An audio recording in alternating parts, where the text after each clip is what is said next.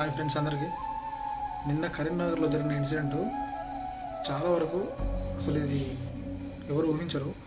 ఒకటి ఏంటంటే, ఒక అబ్బాయి ఒక అమ్మాయి ప్రేమించుకొని పెళ్లి చేసుకున్నారు. ఇంట్లో వాళ్ళని ఒప్పించుకోకుండా వాళ్ళు బయటికి వెళ్ళి పెళ్లి చేసుకున్నారు. జరిగి 2 years అవుతుంది. వాళ్ళకు పాప. అతను డబ్బులు లేవని చెప్పేసి పైసల కోసం ఆయన గల్ఫ్ దేశాలకు వెళ్ళడం జరిగింది. సో ఇక్కడ జరిగిన సంఘటన ఏంటంటే, ఆ అమ్మాయి ఎవరైతే పెళ్లి చేసుకున్న అమ్మాయి ఉందో తను 3-4 days నుంచి ఫోన్ బిజీ వస్తుందంట. సో తను అడగడం జరిగింది, ఎందుకు బిజీ వస్తుంది, అసలు ఏంది, ఏమైనా అయిందా, ఏమైనా జరుగుతుంది, ఏమైనా ఉంటే చెప్పు అంటే, నువ్వు నన్ను ఎందుకు అనుమానిస్తున్నావు, నేను అలాంటి ఏం చేయను, అసలు నా మీద ఎందుకు ఇంత డౌట్ నీకు అని చెప్పేసి అలా ప్రేమించే పెళ్లి చేసుకున్నాడు.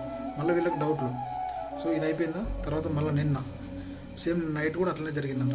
సో మళ్ళీ మనోడు క్వశ్చన్ చేసేసరికి మా అమ్మాయి ఏం చేసింది, ఆ అమ్మాయికి మరి ఏమనిపించిందో ఏమో తెలియదు, కానీ ఎంత ఎంత అనుమానపడ్డా కూడా మనం సమాధానం చెప్పాలి. అది మన బాధ్యత. సో సమాధానం చెప్పకుండా అమ్మాయి డైరెక్ట్ వీడియో పెట్టి, చూడండి ఒకసారి కింద పెడుతున్నది, వీడియో పెట్టి, నువ్వు నన్ను అనుమానిస్తున్నావు, నేను ఎవరితో లేను, నేను ఎవరితో మాట్లాడతలేను అని చెప్పేసి అమ్మాయి సూసైడ్ చేసుకొని చచ్చిపోయింది. మరి ఇంత దారుణం. ఒక చిన్న పాప ఉంది, చిన్న పాప కూడా గుర్తులేదా నీకు? ఎంతవరకు ఇది నిజం, ఎంతవరకు ఇది కరెక్ట్ చెప్పు? చాలా వరకు ఇలా చేయడం కూడా చాలా వరకు కరెక్ట్ కాదు. సో ఇలా చేసే వాళ్ళు కూడా తప్పు, ఇంకా చాలా జాగ్రత్తగా ఉండాలి. సో ఇలాంటి విషయాలు జరుగుతున్నాయి సమాజంలో అని చెప్పేసి మీకు తెలియజేయడం జరుగుతుంది.